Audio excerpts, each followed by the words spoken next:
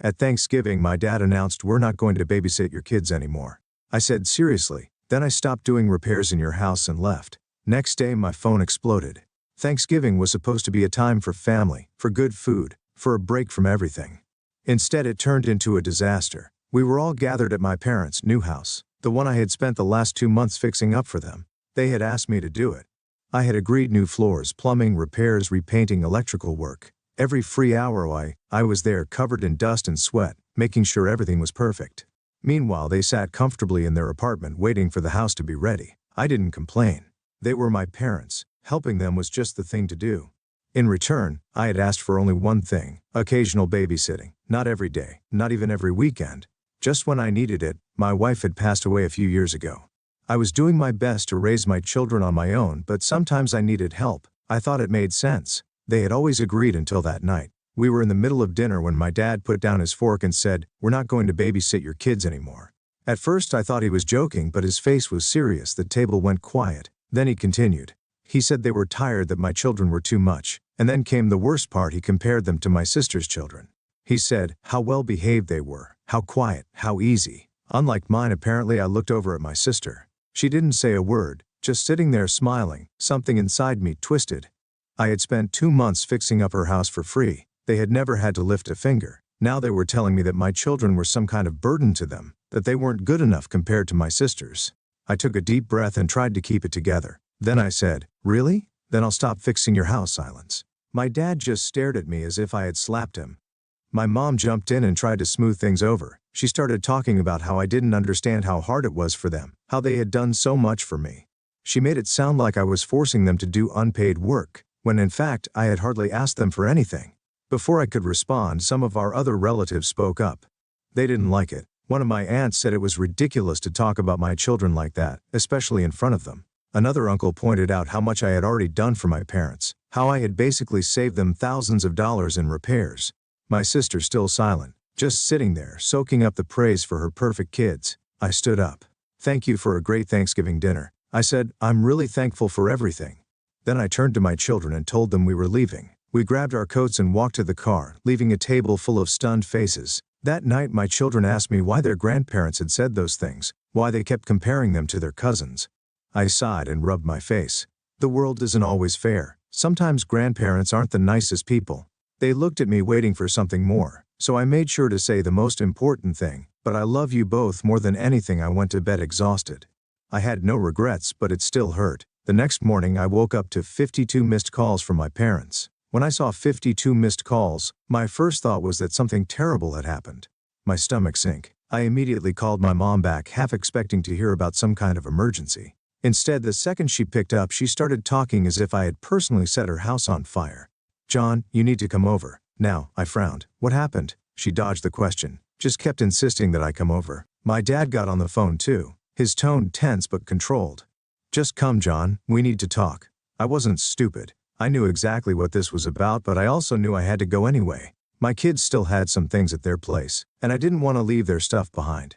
I told them I'd be there in an hour. When I walked into their apartment, I could immediately tell that things had not come down overnight. My mom was pacing. My dad was standing in the kitchen with his arms crossed. My sister, who had apparently decided to get even more involved, was sitting on the couch like she was moderating a presidential debate. As soon as I closed the door behind me, it started. My mom jumped in first. "John, don't you think you overreacted?" I stared at her. "Overreacted?" My dad jumped in. "We're sorry if we hurt your feelings, but you can't just refuse to finish the house because of this." I almost laughed. What this was really about. Not the family, not the kids, just the house. I shook my head. "So let me get this straight. You call my kids a burden, say they are too much for you, compare them to my sister's kids in front of everyone. And now when I say I won't do the work, you ask me to do for free on the problem." My mother put her hand to her chest as if I had just deeply offended her. "That's not fair, John. We have done a lot for you. We took care of your kids for years." My sister finally spoke up. "Mom, Dad, you really shouldn't compare the kids like that." For the first time, my parents actually looked surprised. My mom blinked at her. "You don't think we were right?" My sister shrugged. "It's not about being right. You just shouldn't have said it in front of the kids. It's not okay." I have to admit, I didn't expect her to say that. She wasn't exactly defending me, but she wasn't taking her side either. But instead of backing down, my dad turned back to me. "John, we just want this to be over. You're not going to cut us off over something so small." I looked him dead in the eye. "Watch me." My mom gasped as if I had threatened to put her in a nursing home. My dad started to say something else, but I was done. I went to the closet, grabbed my kids' clothes and headed for the door. That's when my mom said it. "John, you're being selfish." I stopped me selfish after 2 months of free labor, after bending over backwards to help them, after never complaining about all the times they needed something from me. I turned around selfish. You want me to work on your house, but you won't even look after your own grandchildren. You want my time, my effort, my energy the second I need something. It's suddenly too much for you. My mother opened her mouth to respond, but I was done. You don't have to babysit anymore. I don't have to fix your house either. Then I walked out. That was just the beginning. Things got worse over the next few weeks. First they tried to make me come back, then they tried to guilt me. Then they begged, because now they had a real problem. Hiring professionals would cost them a fortune, and the more I ignored them, the more desperate they became. Then just when I thought they couldn't get any more manipulative, something else happened, and it changed everything. For the first few days after that fight, I ignored their calls. They tested, I ignored those too. Then came the guilt tripping. First my mom tried the classic, "We're getting old, John. We won't be around forever" speech. Then my dad sent me a long message about family loyalty, how I was being unreasonable over a small misunderstanding. Meanwhile my sister stayed mostly quiet. I figured she was trying to stay out of it, but at least she had spoken up a little during the argument. Then about a week after Thanksgiving, I got a message from my dad that actually made me laugh. "John, we forgive you. Can you come finish the house this weekend? Forgive me." I didn't even reply. That's when they shifted strategies. At first they tried bribing me. My mom called and said they'd start babysitting again. If I finished the house, I told her no. Then my dad tested me that they'd consider helping with the kids. If I came over to talk things out, I told him no. Then they sent my sister to try. She called me one night and started with small talk, asking about the kids. Then casually she said, "Maybe you should just finish the house. They're being stubborn, but it's probably easier if you just get it done." I laugh. "So I do free labor and in return they insult my kids. You think I'm the one who should back down?" She hesitated. It's their house, John. They're just stuck in their ways how they are. I do. That's why I'm not doing it." She sighed. "Look, I get it, okay? They're never going to admit they were wrong. There are parents that hit me." She knew they were wrong. She wasn't even trying to deny it, but she also knew they would never say it out loud. I told her I had to go and hung up that night. I thought about everything, about how for years I had been doing things for them without asking for anything in return, about how they had never once shown me real appreciation, how they acted like it was my duty to help them, but an inconvenience to help me. I decided I was done completely. That was the night I blocked their numbers. 2 days later, my sister showed up at my apartment unannounced. I opened the door and saw her standing there looking uncomfortable. "We need to talk," she said. I let her in. She sat down at my kitchen table and just stared at me for a minute. Then she sighed. "They called the contractor." That surprised me. "Good. So they finally got someone to do it." She winced. "But there's a problem." I waited. "They got scanned." I blinked. "What?" She nodded. "Dad hired some guy off Facebook because he was cheaper than a real company. Paid him a front. And now he's gone. Took the money and disappeared." I couldn't help it. I laughed. My sister gave me a look. "John, they lost $10,000. I stopped laughing.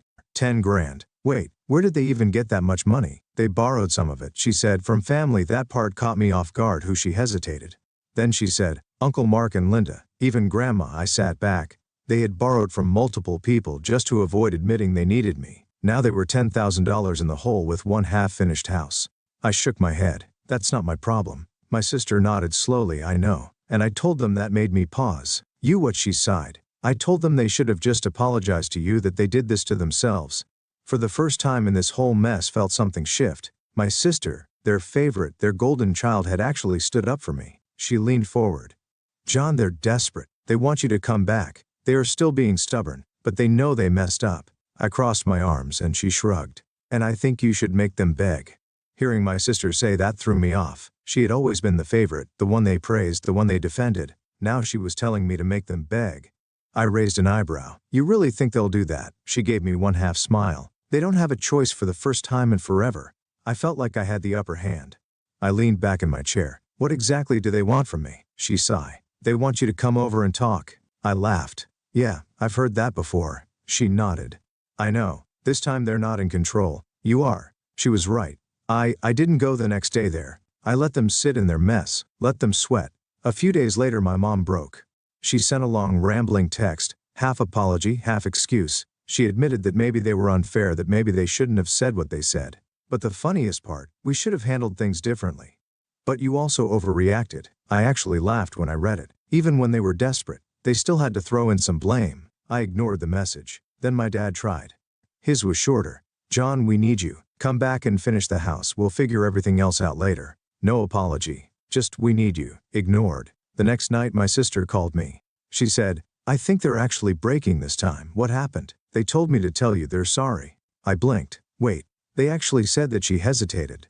They told me to tell you, not in those exact words, but I sighed. Close enough. Then she said something that surprised me. They asked me if I thought you'd ever speak to them again. That made me pause. For the first time I realized they were actually scared. They weren't just worried about the house. They were worried they had pushed me too far.